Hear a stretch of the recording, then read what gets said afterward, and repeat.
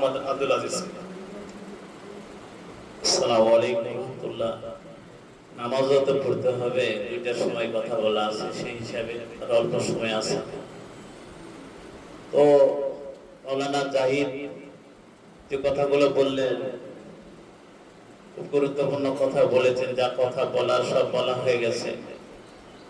পরিশেষে অভিভাবকদের ব্যাপারে একটা কথা বললেন, এনাদের বাচ্চা আছে, আর যিনাদের আমরা বাচ্চা দিতে পারি নাই, উপযুক্ত সন্তানও নাই, আমরা কিন্তু এই মাদ্রাসায় আর্থিকভাবে সহযোগিতা করার একটা সুযোগ আছে, যেটা আমরা বিভিন্ন জনের মাধ্যমে মাসিক একটা টাকা পাই।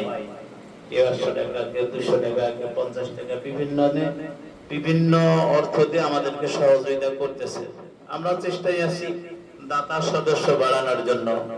এই জন্য এমফিসমার মধ্যে যদি ওরকম ভাই কেউ থাকেন, ইচ্ছা করে নিজের ইচ্ছাতে যে ভাই আমার সন্তান নাই, কিন্তু আমি মাদ্রাসার হিতাকাঙ্ক্ষী, আমি প্রতি মাস আমি 100 টাকা করে দেব কিংবা 200 টাকা করে দেব, বা কিভাবে দেব প্রসেসিং করে দেন, আর সেইভাবে করলে আমরা কিন্তু ওই আগাইতে পারবো।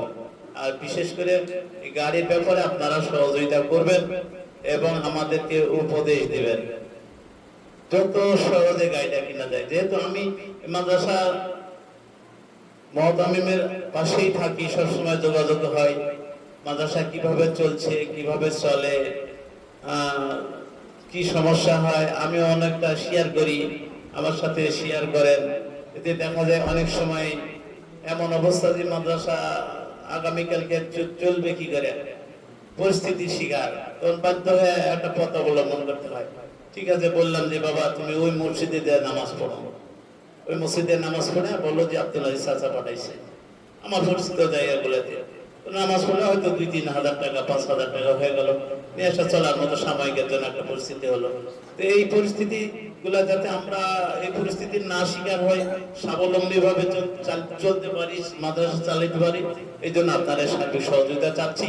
আজকের এই অনুষ্ঠানের শেষের দিকে মোটামুটি আমরা এসে গেছি, কারণ আবহাওয়ার কারণে অনুষ্ঠানটা শুরু করতে পারি নাই।